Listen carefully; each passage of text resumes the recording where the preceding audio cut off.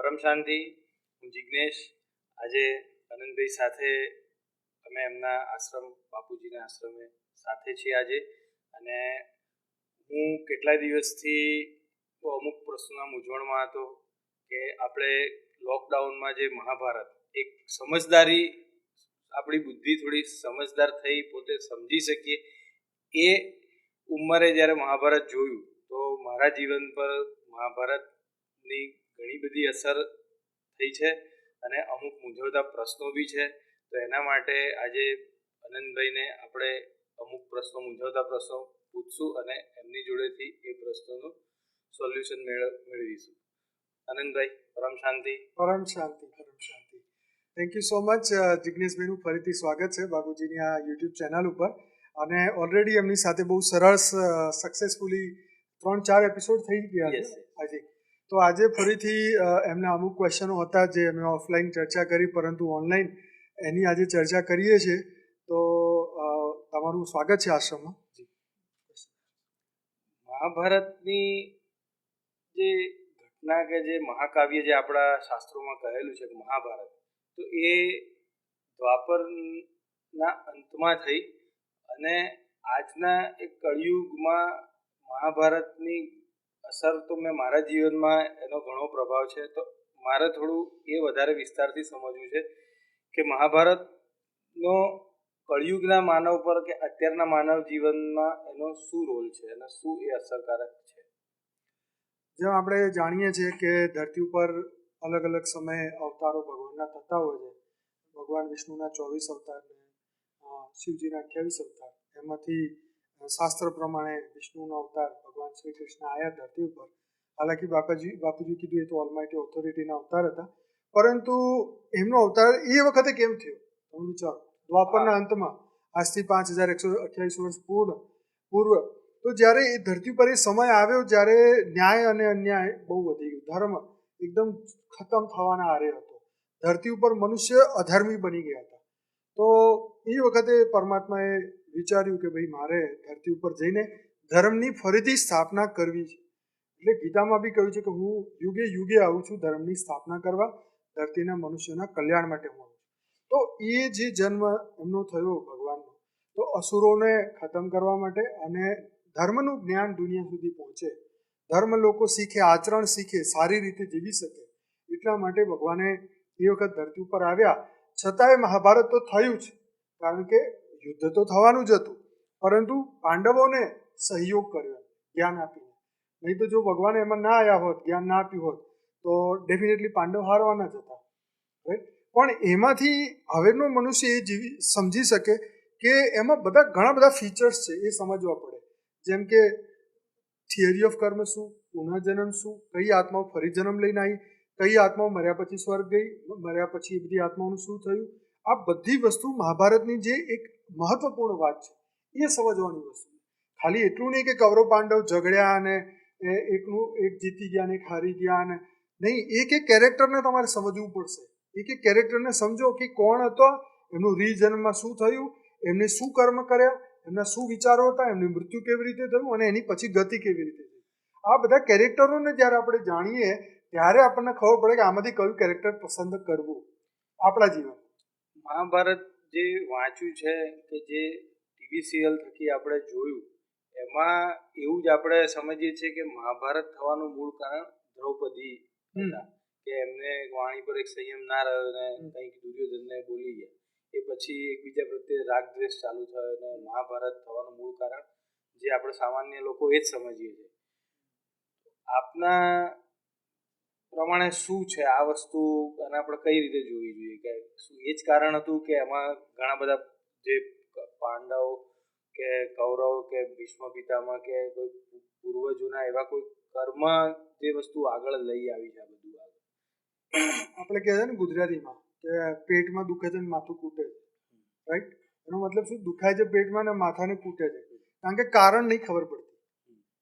લોકોને કહેવું શું, સમજાવવું શું? સમજાવવું બીજી વસ્તુ માંગે છે પણ સમજાવી શકતા નથી. આવી વસ્તુ મહાભારતમાં થઈ. દુર્ગુણો જ્યારે માણસની અંદર જાગૃત થાય ત્યારે એને ગલત માર્ગ ઉપર દોરી જાય. અને એ વખતે આવી વસ્તુ થાય કે થોડો બી તમારે કોઈ બી વ્યક્તિ પ્રત્યે થોડો બી દ્વેષ હોય ને તો તમે એની સારી વાતો છોડી નાની વાતો પકડી અને ફટ લઈને તમે એ પોઈન્ટ પકડીને મોઢા ઉપર કહેશો કે આ તમે ખોટું કર્યું. એની સારી વસ્તુ બધી ભૂલી. તો ખાલી જે દ્વેષ હતો, એક નાનો એક દોષ હતો, તો એ દોષ જ્યારે મનુષ્યની અંદર હોય તો એ દોષ જ્યારે નાનો હોય ત્યાં સુધી તો ઠીક, પણ જે દિવસે બીજમાંથી અંકુર ફૂટીને વૃક્ષ બને એટલે રહી ના શકે. એટલે આપણે એમ કહી દઈએ કે ભાઈ એને કીધું તમે તો આંધળાના છોકરા છો ને આંધળા છો ને દેખાતું નહીં ને આમ પડી ગયા ને હસવા માંડ્યા. તો આ જે નેગેટિવ, આ એક ખાલી કારણ હતું. બીજું સમય બદલાઈ રહ્યો હતો, નેગેટિવ વાયુમંડળ એ વખતે વધતું જતું હતું. બધા દુર્ગુણો પ્રત્યે આકર્ષિત થતા હતા, સદગુણો પ્રત્યે દૂર જતા હતા. ધર્મનો ત્યાગ કરીને એ લોકો અધર્મના માર્ગ ઉપર જતા હતા. એટલે થવાનું તો હતું જ, પણ પેલું શું કે છે, કાગડાનું બેસું ડાળીનું તૂટ. કારણ બીજું હતું પણ કારણ બીજું બતાવી દેવામાં આવ્યું. હા, એટલે ખાલી આના કારણે થયું એવું નહીં. એ તો હાથ જોડીને માફી માંગી લે તો વાતા પૂરી થઈ જાય. પરંતુ એ દ્વેષ જે બધામાં વધતો, આખા ફેમિલીમાં, કૌરવોમાં, કે આવું કેવી રીતે કીધું, અહંકાર, ઈગો જે એમનો એ થયો, અને એ ઈગો વધતા બહુ મોટા લેવલે પહોંચી ગયો. અને પછી આપણે જોઈએ છીએ કે કેરેક્ટરની સાથે હવે તમે એમ કહો કે ખાલી આ લોકો ખોટા હતા, ના, ખોટા તો આ બી હતા. શું જરૂર હતી કે તમારે પત્તા રમવા જવું? શું જરૂર હતી કે તમે આ બધું જુગાર રમ્યા? શું જરૂર હતી તમે એને દાવ ઉપર લગાવી? આવું બધું કરાય? પણ જે કળિયુગનો અસર જે આવવાનો હતો, અથવા જે નેગેટિવ વૃત્તિ મનુષ્યમાં ઘૂસી ગઈ હતી, જે નેગેટિવ કર્મ બંધન અંદર આવી ગયા હતા, એને ચૂકવવા માટે દરેક ઘટનાઓ ઘટતી હોય છે. તમે તમારા જ્ઞાનની ફ્રી વિલ વાપરીને એને પાછું વાઇન્ડ અપ કરી શકો. કાચબાની જેમ કે ભાઈ આ સમય સારો નથી, ઇન્દ્રિયો અંદર ખેંચી. એવી રીતે એ જે જ્ઞાન એ વખતે હતું જ નહીં, કારણ કે વેદ પુરાણ શાસ્ત્ર એટલા બધા મોટા છે.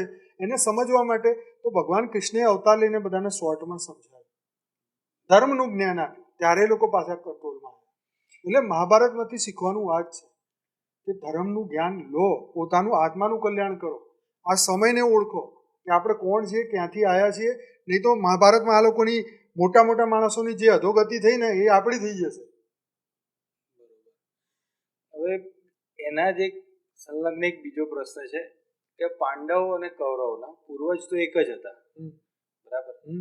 તો પાંડવ એ એકદમ ધર્મપ્રેમી અને ધર્મ પ્રત્યે નિષ્ઠા ધરાવતા હતા, પણ કૌરવ તદ્દન વિપરીત સ્વભાવ, વિપરીત પ્રકૃતિ, કે લઈ લેવું, ખોટી રીતે લઈ લેવું. આવું કેવી રીતે હોઈ શકે? કારણ કે આજે આ વસ્તુ આપણે કળિયુગમાં બી જોઈ રહ્યા છે. એક જ કુટુંબના છોકરા હોય, એક જ મા બાપના સંતાનો હોય, પણ વિચારો તદ્દન અલગ અલગ હોય. એકચ્યુઅલી શું છે કે ધરતી ઉપર જ્યારે મનુષ્યનો જન્મ થાય છે ને, એ મોસ્ટલી કર્મના બંધનોને ચૂકવવા માટે થાય, ભોગવવા માટે થાય, દુઃખી થવા માટે થાય. દુઃખી એટલા માટે કહું છું, તમને સમજાવું આગળ કેમ મેં આવો શબ્દ વાપર્યો. તો જે માનવ જન્મ જ્યારે એ વખત કળિયુગમાં થાય કે ત્રેતામાં થાય કે સતયુગમાં થાય, એ વખતના જે બી માનવ એને જન્મ લીધો એટલે કા નવા કર્મ પેદા કરશે, કા એના જૂના હિસાબ ચૂકવશે. પણ જે શ્રેષ્ઠ છે એ તો જ્ઞાન માર્ગમાં જઈને મોક્ષનો રસ્તો પકડશે. પરંતુ અહીંયા આપણે જે વાત કરતા હતા કે એક સારા ઘરમાં અને એક ખરાબ ઘરમાં, જો કૌરવની અંદર બી અમુક સારા લોકો હતા, કૌરવ પક્ષમાં બી, જેના અંતમાં એ લોકો આ બાજુ આવી ગયા યુદ્ધ વખતે, અને જે પાંડવોની અંદર બી ખરાબ હતા એ લોકો ત્યાં બી જતા રહ્યા. એ દરેક આત્માના પોતાના કર્મ લઈને પેદા થાય છે. એ પોતાના કર્મને ચૂકવવા માટે એના કર્મના બંધનનો આશરો લઈને ત્યાં જન્મ લે છે. અને એને માતા પિતાની સારી કેળવણી મળે, જ્ઞાન મળે તો એ સારા સંસ્કાર મળે તો એ સારા કર્મ કરે છે. અને આ બાજુ આપણે જોઈએ તો હતા તો બધા આત્મા જ ને, હતા તો બધા મનુષ્ય જ, પણ કૌરવોની જે કેળવણી હતી ખરાબ હતી, એમને જ્ઞાન નહીં, એ અજ્ઞાનના માર્ગે ગયા. કારણ કે એના પિતા એ મોહમાં બહુ હતા.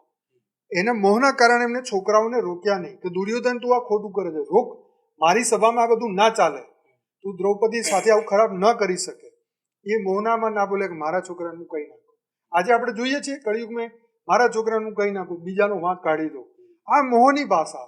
તો કામ, ક્રોધ, લોભ, મોહ, અહંકાર જે યુગે યુગે વધતા ગયા છે, એના દુષ્પ્રભાવના કારણે આમાં તમને યાદ હશે કે એના જે પિતા હતા, દુર્યોધનના પિતા, શું નામ? ધૃતરાષ્ટ્ર. એને શું કીધું પેલાને, સંજયને, કે મારું યુદ્ધ, મારું અને કૃષ્ણનું યુદ્ધ છે. આ તો મહાભારત મારું ને કૃષ્ણનું યુદ્ધ છે. તો સત્ય ને અસત્યની લડાઈ હતી. એ તો ખાલી એમના તો જે કૌરવો હતા એ તો એનું પ્રતિનિધિત્વ કરતા હતા. દુર્યોધન તો એની એક શું કહેવાય ઇમેજ હતી, દર્પણમાંથી એક ઇમેજ હતી. રિયલમાં તો મૂળ જ ખરાબ હતું, એટલે એમને શ્રેષ્ઠ જ્ઞાન ના આપ્યું અને એમની જ ભૂલોનું પરિણામ હતું કે એ બધા મરી ગયા. એ ચાહે તો બધું સ્ટોપ કરી શકતા હતા. કર્મનું ફળ ભોગવવા માટે આવ્યા એટલે એ વખતે એવું બી કહી શકીએ કે જેને ભોગવવાનું છે એ વખતે બુદ્ધિ ભ્રષ્ટ થઈ જાય અને ભોગવવું જ પડે. ભગવાનનો શાંતિ પ્રસ્તાવ સ્વીકારી લીધો હતો, આ યુદ્ધ 5 ગામ આપી દીધા હોત તોય વાંધો નતો, ઇવન હાથ જોડીને માફી માંગી દીધી હોત અથવા કંઈ બી ના કીધું હોત તો બી બધું થઈ જાત, પણ આવો અહંકાર કોઈની શાંતિ લેવાનો. બીજી એક પ્રશ્ન છે એનાથી જ આગળ વધીને કે યુદ્ધ થયું, યુદ્ધ પહેલા કૃષ્ણ ભગવાન શ્રી કૃષ્ણ દરેકના સંપર્કમાં હતા. કૌરવ પાંડવ દરેક જોડે સારા સંબંધો હતા. જ્યારે થોડુંક ખટરાક થયો તો એકબીજાને સમજાવતા હતા બી ખરા. પાંડવોને બી સમજાવતા હતા કે યુદ્ધ એ છેલ્લો વિકલ્પ છે, એ આપણે પહેલા શાંતિનો પ્રસ્તાવ મૂકવો જોઈએ. કૌરવોને બી સમજાયા. પણ જ્યારે ખરેખર શાંતિ પ્રસ્તાવ પછી બી વાત ના બની અને યુદ્ધ નક્કી કર્યું તો પાંડવ તરફી એમણે રહેવાનું નક્કી કર્યું. પણ એક ભગવાન તરીકે તો એ બધા જ એ ધરતી પર એ સમયે તો ભીષ્મ પિતામહ એમને ઓળખી પહેલેથી જ જાણતા હતા કે આ કોણ છે, કે એ પરમાત્મા સ્વરૂપ જ છે. અને કૃષ્ણ બી એમને ઓળખતા હતા કે ભીષ્મ પિતામહ કોણ છે. તો એકબીજા પ્રત્યે એમને ક્યારેય રાગ દ્વેષ નહોતો, એમ કે ભલે મને મારી નાખે યુદ્ધમાં તો એક્સેપ્ટેડ, હું સ્વીકાર્ય છે, હું એમના હાથે મૃત્યુ પામવા તૈયાર છું. પણ પાંડવો બી હતા, ભીષ્મ પિતા જેવા વ્યક્તિ શ્રેષ્ઠ વ્યક્તિ બી હતા, તો પણ એમણે અર્જુનને ગીતા જ્ઞાન માટે એનો રથ હાંકવાની કેમ એમણે અર્જુનને પસંદ કર્યો? બહુ મસ્ત ક્વેશ્ચન છે. મહાભારતમાં 2 પાર્ટ હતા. ધર્મયુદ્ધ, કારણ કે ધર્મયુદ્ધ હતું, એક તરફ ધર્મના ફોલો કરવા વાળા અને એક બાજુ અધર્મને ફોલો કરવા વાળા. તો જે ભીષ્મ પિતામહ નો ડાઉટ બહુ સરસ કેરેક્ટર હતું, ગંગાપુત્ર, બહુ શ્રેષ્ઠ આત્મા હતા. તમને ખબર હશે કે એમને શ્રાપ મળ્યો અને આવું બધું થયું. પરંતુ એમને જે પ્રતિજ્ઞા લીધી, જ્યારે ભગવાન પોતાની પ્રતિજ્ઞા તોડી લે છે સમય જોઈને, તો એ પોતાના અહંકારમાં રહ્યા અને એમને કીધું કે ના, હું તો આ રાજ્યની જ હસ્તિનાપુરને હું બચાવીશ ગમે તે. તો એની સામે થતું અધર્મ એને ના જોયું અને એની સામે આ બધું થયું તો ચૂપ બેઠા. અને એના કારણે જે આ બધી નેગેટિવ વાઇબ્રેશનના લોકોની સાથે જે આવી ગયા, પ્રોત્સાહન મળ્યું અને એ પોતાના અહંકારને શ્રેષ્ઠ ગણતા હતા. એ કોઈ કૃષ્ણને શ્રેષ્ઠ નહોતા ગણતા. કૃષ્ણને શ્રેષ્ઠ ગણતા હોય તો એમની સામે હાથ જોડીને ભગવાન હું તો તમારી સામે ઊભો ના રહી શકું, તમે યુદ્ધની તો ક્યાં વાત કરો છો, તમે આદેશ આપો એમ કરું. એ ખરેખર ભગવાન કૃષ્ણ ઓળખતા જ નહોતા. આ બધી ખોટી વાતો, સમજ્યા? ખરે ભગવાનને ઓળખ્યા પછી તમે એની સામે એના રથની સામે તમે ઉભા રહીને યુદ્ધ માટે પાછા તમે એની તૈયારી કરો, એવું કેવી રીતે બને? એટલે એ પોતાના અહંકાર ઉપર અડેલા હતા કે ભીષ્મની પ્રતિજ્ઞા પૂરી વિશ્વ જોવે. મારું આ કન્ફ્યુઝન આજે ક્લિયર થયું. હું આવું જ સમજતો હતો. હા, જો અજ્ઞાની માણસ જે છે ને એના માટે એનું અજ્ઞાન જ સર્વશ્રેષ્ઠ છે.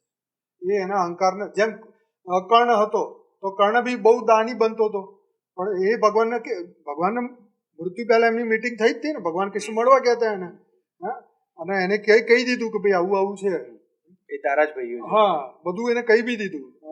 કેમ કીધું? કારણ કે એમ કહેવાથી એનો અહંકાર કદાચ તૂટે અને કદાચ યુદ્ધમાંથી નીકળી જાય તો કે હું એક પાંડવનો બચાવી, કારણ કે શ્રેષ્ઠ હતો ને ભાઈ. તો એમની ઈચ્છા હતી કૃષ્ણની કે હું આને બચાવું, પણ પેલો તો કે ના, આપણે તો એનું નમક ખાધું એટલે આપણે તો મરીને બી એની જોડે જ રહીશું. એટલે આ બધા અધર્મી હતા, એમને કોઈ પૈસાનું જ્ઞાન નહોતું ગુજરાતી. તો ભગવાને અર્જુનને એટલા માટે કીધું, એ અર્જુન બી અજ્ઞાની જ હતો, મૂર્ખ જ હતો, પણ આ તો ભગવાને એને સમજાવ્યું કે ભાઈ તું મારો મિત્ર છે, સખા છે, તું આ સમજી જા. એ તો કે હું મુનિ જ બની જાઉં, મારે તો યુદ્ધ જ નહીં કરવું, હું આ કૌરવો. એટલે કૌરવોને તમે રાજ આપશો તો સૃષ્ટિની પથારી ફેરવી નાખશે. હા, એને બચાવવા માટે કે ભાઈ તમે જો ધર્મના માર્ગ રહેશો ને તો તમે દુનિયાને સારું કરી શકશો. અને પાંડવોની જીત થઈ અને એને ધર્મની સ્થાપના કરી, બરાબર. અને ભગવાન ધર્મના માટે આવ્યા હતા કે કૌરવ એમને કોઈ બુવાના છોકરા હતા એટલે એવું નહીં કે હું તારા જ પક્ષમાં બે. બુવા તો પેલાની બી હતી, એમના બી સંબંધી હતા. હા, તો ભગવાન એવા બુવાનો નહીં કે ભગવાન તો પોતાનું ખાનદાન ખતમ થઈ જાય તો એમને કોઈ ટેન્શન નહીં, એમનું થઈ બી ગયું તો બી એમને ટેન્શન નહીં. એમને તો ધર્મની વાત શીખવાડી છે. તો આપણે એમાંથી એ જોવાનું કે ધર્મમાં કોણ હતા. ધર્મમાં હોય એનું કલ્યાણ થાય, જે અધર્મી હોય તો બધા મરી જાય. એના ગુરુ નતા કૃપાચાર્ય, દ્રોણાચાર્ય, બધા મરી ગયા. એનો એ છોકરો પેલો અશ્વત્થામા ભૂતબેન ભટકે જ આખી જિંદગીમાં, હજુ ભટકતો હશે જે શ્રાપ મળ્યો તો એ પ્રમાણે. તો જે અધર્મના રસ્તે જે મરવાના જ છે, આજે નહીં તો કાલે નહીં તો પરમ દાડે ખતમ થવાનું જ છે. હવે આ યુદ્ધ ભગવાનની જે ધર્મ પ્રત્યે એમણે જે ધર્મનો સાથ આપ્યો, જે ધર્મ પ્રત્યે નિષ્ઠાવાન પાંડવો હતા એમનો સાથ આપ્યો, છેલ્લે યુદ્ધ જીતવામાં પાંડવોની જ જીત થઈ અને એમનો રાજ્યાભિષેક થયો. પરંતુ જે આપણે જોયું છે, જે વાંચ્યું છે એ પ્રમાણે કે એમણે રાજ્યાભિષેક થયો પણ એ બહુ લાંબો ટાઈમે રાજ્યમાં રહ્યા નહીં અને પોતે હિમાલય તરફ પોતે સંન્યાસી ભાવ લઈને નીકળી ગયા. તો એવું કેમ?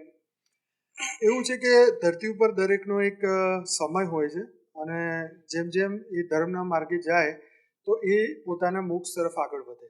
અને આમે બી આપણે કહે છે ને 51ની ઉંમર એટલે સંન્યાસ તરફ આપણે વધવું જોઈએ, વનની તરફ પ્રસ્થાન પહેલાના જમાનામાં. અત્યારના જમાનામાં બુદ્ધિથી એ તરફ વળવું જોઈએ. તો એમનું બી એક શાસનનો જ્યારે સમય પૂરો થયો તો એમને ડિસાઈડ કર્યું કે ભાઈ હવે મારે આત્મકલ્યાણ તરફ જવું છે, મારે મોક્ષ તરફ જવું છે. અને એના માટે એ લોકો આગળ વધ્યા. ભગવાને જ્ઞાન તો આપ્યું જ હતું બધાને. અને જ્યારે સમય આવ્યો ત્યારે એમને જોયું કે ભાઈ મારી નવી પેઢી તૈયાર થઈ ગઈ છે, તો હવે હું મારા આત્મકલ્યાણ માટે જોઉં. એના માટે કોઈ એવું વિશેષ કારણ મારા ધ્યાનમાં નથી કે કેમ એમને આ બધું છોડ્યું. આપણા શાસ્ત્રમાં લખેલું છે કે આટલા સમય પછી તમારે છોડી દેવું છે. આપણે અત્યારે બી આપણે નવી પેઢી તૈયાર થઈ જાય તો પછી આપણે એને બધું મૂકીને ભગવાનના નામ પાછળ, ભગવાનના કામ પાછળ લાગી જઈએ છીએ. તો એ જ વસ્તુ છે કે જ્યારે જેને ભોગવવાનો જેટલો સમય હોય એ પૂરો થાય ને અને એને જ્ઞાન સાંભળ્યા પછી એને અંદરથી અવાજ આવે કે ના હવે મારે પરમાત્માની પ્રાપ્તિ કરવી છે, તો આ ભૌતિક જગતને દરેક માણસ છોડે છે, વહેલા મોડે દરેક છોડે છે. કોઈ એવું વિશેષ કારણ નથી. તો આ મહાભારત વિશે જે આટલી વિસ્તૃત ચર્ચા થઈને જે સમજ્યા કે મહાભારતના અંત પછી કદાચ દ્વાપર યુગનો બી અંત થઈ ગયો અને પછી કળિયુગની શરૂઆત. હવે બસ મારે હવે કળિયુગમાં આપણે સ્થળાંતર થઈ ગયું માનવ જીવનનું કે હવે કળિયુગમાં માણસને જન્મ થયો, એ પ્રમાણેની વિચારસરણી, એ પ્રમાણેની પ્રકૃતિ આવી. તો અત્યારે જે આપણે કળિયુગમાં જે હું અત્યારે જોઈ રહ્યો છું કે જે સમજીએ છીએ કે અત્યારેની જે બાળકો જન્મે છે તો એ કેવી પ્રકૃતિ લઈને, કારણ કે દરેક પ્રકારના અત્યારે આપણે ટીવી પર જોઈએ તો એક નાનો બાળક હનુમાન ચાલીસા આખું બોલી શકે છે મોઢે, અને એટલી અને ભગવાન પ્રત્યેની ભાવના છે. ગીતાના શ્લોક આવડતા હોય છે, ભગવદ્ ગીતા શું છે એ એટલે સુધી એને સમજણ છે. એવા બી આપણે ટીવી વિડીયો પર જોયેલા છે. અમુક એવા પણ બાળકો જોયા છે કે જે આ બધી વસ્તુમાં આ ઉંમરે કંઈ માનવા સ્વીકારવા તૈયાર નથી, કાં તો એમને કોઈ એવી રુચિ નથી. એમને મોબાઈલ, ટીવી, એક ભૌતિક જગતમાં સુખ છે, એમાં સુખ શોધી રહ્યા છે. ઘણા બાળકોને અત્યારે નાની ઉંમરે જ આ વસ્તુની સમજ છે. એ ભલે મોબાઈલ કદાચ એ પણ વાપરતા હશે, પણ એનો સદુપયોગ કરવો અને આમાંથી કઈ રીતે આપણને શાંતિને એક ભગવાન પ્રત્યે આપણી સંકળાયેલા રહીએ. તો અત્યારે જે બાળકો જન્મે છે એ બંને ટાઈપના આપણે જોયા છે. તો આના વિશે તમારું શું કહેવું છે? અત્યારે ધરતી ઉપર બે ટાઈપના લોકો આવી રહ્યા છે. એક તો પુનઃજન્મથી જેના વારંવાર જન્મ થયા છે અને જે ગયા જન્મમાં જેને શ્રેષ્ઠ કર્મ કર્યા, જ્ઞાન અર્જિત કર્યું, જ્ઞાન ધારણ કર્યું, અને એવા લોકોની જે જર્ની જ્યાં પૂરી થઈ હતી એ જર્નીને કન્ટિન્યુ કરવા માટે ફરી જન્મ લે એટલે એ સંસ્કાર અને જ્ઞાન આત્મામાં હોય જ. એટલે એ જન્મથી જ એ પ્રમાણેનું જ્ઞાન આગળ વધારવા માટે આત્માને મોક્ષ તરફ વધારવા માટે જાય. અને જે બીજી આત્માઓ છે, જે બાપુજી કીધું એમના વિડીયોમાં, કે જે કટ્ટર સનાતની આત્માઓ છે, જે તપલોકમાં, જે મહલલોકમાં રહેલી આત્માઓ કે જોવે છે કે ધરતી ઉપર અધર્મ વધી રહ્યો છે, તો આપણે જન્મ લઈને કંઈક સારું કાર્ય કરીએ, તો એવી આત્માઓ બી ધરતી ઉપર જન્મ લે છે. અને જે વિદેશની અંદર એક નવો કન્સેપ્ટ ચાલ્યો છે જેને કહે છે સ્ટાર ચાઇલ્ડ. હવે એ બધા છે અનંત બ્રહ્માંડોથી, અનંત ગેલેક્સીઓથી, અનંત ગ્રહો ઉપરથી આવેલી આત્માઓ છે. એ આત્માઓ ઓલરેડી એ આ ધરતીલોકની નથી, છતાં બી આ ધરતીના કલ્યાણ માટે આવી. કારણ કે સૂક્ષ્મતરમાં એ બધાને બી ખબર છે કે એક બ્રહ્માંડનું અહિત થશે તો એ બધી આત્માઓ નીકળીને બીજા બ્રહ્માંડમાં જશે, અને ત્યાં બી એ આત્માઓ જો ફરીથી જો નેગેટિવ આત્માઓ હશે તો એ બ્રહ્માંડને બી ખતમ કરી નાખશે. પછી આવી રીતે બીજા બ્રહ્માંડ ખતમ થશે. આવા ધીરે ધીરે બધા બ્રહ્માંડ ખતમ થઈ જશે. તો એને રોકવા માટે થઈને એવી પોઝિટિવ આત્માઓ ધરતી ઉપર આવે છે, જે ટેકનોલોજી બી નવી લાવે છે, પોતાના સારા વિચારો બી રાખે છે, વિશ્વ કલ્યાણનું બી કાર્ય કરે છે. અને એની સાથે સાથે જેમ બાપુજી કહે છે ને, ધરતી ઉપર દેવતા, દાનવ, યક્ષ, કિન્નર બધા આવી ગયા છે. તો પૃથ્વીલોકથી ઉપરના 7 લોક અને ધરતીથી નીચેના 7 લોકમાં જે બી આસુરી આત્માઓ છે, સારી આત્માઓ છે, બધી અત્યારે ધરતી ઉપર પોતાના કર્મ બંધનને ચૂકાવીને પોતે મુક્ત થવાની કોશિશ કરે છે. તો એ કોઈ પોતાના, જેમ કે અવતારો બી આવ્યા તો સ્પેશિયલ કાર્ય કરવા માટે અવતાર્યા. શ્રેષ્ઠ ઋષિમુનિ આવ્યા, બ્રહ્મ ઋષિ આવ્યા, એ શ્રેષ્ઠ કર્મ માટે જન્મ લીધો એમને, એમના ચેલાઓના કલ્યાણ માટે, કે ધર્મનો ફેલાવો થાય, જ્ઞાન દુનિયા સુધી ફેલાય, એના માટે બી જન્મ લીધો. તો દરેક આત્મા પોતપોતાના એક લક્ષ્યની સાથે જન્મ લે છે. તમે કોઈને જજ ના કરી શકો કે આ સારો છે, આ ખરાબ છે. હવે માની લો તમે જેને કહો આ તો બહુ ઉદ્માત્યો છે, કે આ તો બહુ ખરાબ છે, આ તો ભગવાન નામે નહીં લેતો, પણ જ્યારે એના શ્રેષ્ઠ કર્મ જ્યારે સામે આવશે એની બુદ્ધિ ઓટોમેટિક સતો પ્રદાન થશે અને ભક્તિ તરફ વધે, જ્ઞાન તરફ વધે. અમુક એવા કર્મ હોય જે પૂરા કર્યા પછી જાગૃત થાય. જેમ નહીં કહેતા ભાઈ તારો તો ગુરુ જાગશે 40 વર્ષની ઉંમરે, તો ત્યાં સુધી હું બેહી રહેવાનું નહીં, એ સમયનું ટાઈમ પાસ કરવાનું. તો આ જે છે જાગૃતિની પ્રોસેસ છે. કોઈની આત્મજાગૃતિ જલ્દી થાય છે, કોઈની લેટ થાય છે, કોઈની થતી જ નથી, કોઈ અનંત જન્મ સુધી ભટક્યા કરે છે. પણ પ્રશ્ન અહીંયા એ છે કે આપણે એમાં શું સહયોગ કરીએ છીએ આપણા બાળકો, અથવા આપણે પોતાનું શું કલ્યાણ કર્યું, આપણે ધરતી ઉપર આવીને શું ઉખાડી લીધું, હા, કે શું પહાડ તોડી લીધા, એ આપણે વિચારવાનું. આપણે કરશું તો કંઈક છોકરાને શીખવાડશું ને આપણને જ ખબર નહીં કે આપણે કેમ આવ્યા, તો આપણે ભટકતા રામ, એ બી ભટકતા રામ. આપણે મરી જઈશું ને એ મરી જશે, ફરીથી પેદા થશે ને ફરીથી ભટકશે ને ફરીથી મરશે. એટલે તો ભગવાન કૃષ્ણ કહે છે કે અનંત જન્મ થઈ ગયા છે કૃષ્ણ અર્જુન તારા ને મારા. તો ભાઈ હવે તો તું સુધાર, હવે તો તું સ્થિત પ્રજ્ઞ બન, હવે તો તું તારો કર્મયોગી બન. તો આ બધું શીખવાનું છે.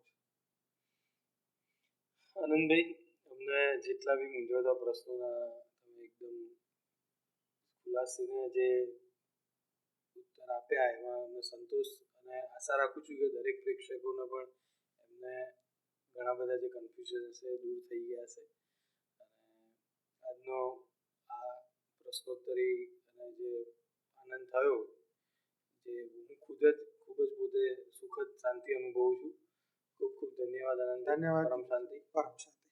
તો તમારું બધાનું સ્વાગત છે અમારી આ બાપુજીની ગુજરાતી ચેનલ છે. જિજ્ઞેશભાઈ સાથે ઓલરેડી અમારા ઘણા પોડકાસ્ટ થઈ ગયેલા છે. ચોક્કસથી જોજો, આનું એક પ્લેલિસ્ટ બનાવી દઈશ એટલે તમારે શોધવામાં આસાની થઈ જશે. અને બાપુજીની મેઇન ચેનલ છે બાપુજી દશરથભાઈ પટેલ, જ્યાં આગળ હું ડેલી રાતે 10 થી 11 લાઈવ મેડિટેશન કરાવું છું, અને સાક્ષી સવારે 5:30 થી 6:30 કરાવે છે. સાથે જ્ઞાનની ચર્ચા અમે કરીએ છીએ. આત્માનો વિકાસ કેવી રીતે થાય, આત્મ કલ્યાણ કેવી રીતે થાય, આત્માથી પરમ આત્મા કેવી રીતે બનવું, જીવમાંથી શિવ કેવી રીતે બનવું, અને આવું અનંત પ્રશ્નો જે તમને મૂંઝવણમાં હોય એ દરેક પ્રશ્નોના જવાબ બાપુજીએ પોતાના દિવ્ય દૃષ્ટિથી અમને આપેલા છે, અમને સમજાવ્યા છે. છતાંય મેં બહુ બધા ક્વેશ્ચનો, બહુ બધા પોડકાસ્ટ લીધેલા છે બાપુજીના મેઇન ચેનલ ઉપર, હિન્દીમાં મૂક્યા છે, અને 250થી વધારે ઇંગ્લિશ વિડીયો બી છે. અને હવે અનેક ભાષાઓમાં બાપુજીની યુટ્યુબ ચેનલ ખુલી ગઈ છે. તો તમારા કોઈ મિત્ર હોય, સંબંધી હોય, અન્ય ભાષાઓમાં જોડાયો હોય, અને આજે તમે બુક્સ જુઓ છો એ બી ફ્રી છે. અમારી વેબસાઇટ ઉપર જાઓ અને ફ્રીમાં ડાઉનલોડ કરો, અને તમે ચોક્કસથી શેર કરજો. અમારી લાઈફ ઇન મલ્ટીવર્સની જે બુક મૂકી છે એ 25 ભાષાઓમાં આવી ગઈ છે અને ગુજરાતીમાં બી છે. તો ચોક્કસથી તમે શેર કરજો અને દુનિયાને આ ચોક્કસ નવું નોલેજ આપો, તાકી દરેક આત્મકલ્યાણ તરફ જાય, વિશ્વ પરમ શાંતિને પ્રાપ્ત કરે, તથા દરેક મનુષ્ય પરમ શાંતિને પ્રાપ્ત કરે. અમારી બાપુજીનો આ સંકલ્પ છે કે વિશ્વમાં યુદ્ધ ના થવું જોઈએ, પરંતુ પરિવર્તન થવું જોઈએ, અને એના માટે તમારા બધાની સહયોગની અમને જરૂર છે. તો પરમ શાંતિને વધારેમાં વધારે દુનિયા સુધી આ શબ્દને પહોંચાવો, અને એનો મતલબ બી સમજાવો, અને એ જ પરમ શાંતિના સ્વરૂપને ધારણ કરવા વિશે બી તમે જાણો, અને વિશ્વને પરમ શાંતિ તરફ આગળ લઈ જઈએ. જિજ્ઞેશભાઈ, બહુ બહુ ધન્યવાદ તમારો કે તમે સરસ કિંમતી સમય કાઢ્યો અને આવું સરસ વિચારીને નવા ક્વેશ્ચન દુનિયા માટે, દુનિયાના કલ્યાણ માટે લાવ્યા. બહુ ધન્યવાદ. પરમ શાંતિ. પરમ શાંતિ. परम शांति सोचो बोलो परम शांति. Join us daily for our morning live meditation, Monday to Saturday, 5:30 to 6:30 a.m. Join us daily for live meditation, 10 p.m. to 11 p.m. on YouTube Live. Subscribe now. Website www.paramshanti.org. Email us anand@paramshanti.org. Like, share, subscribe. Join today. खुद की पर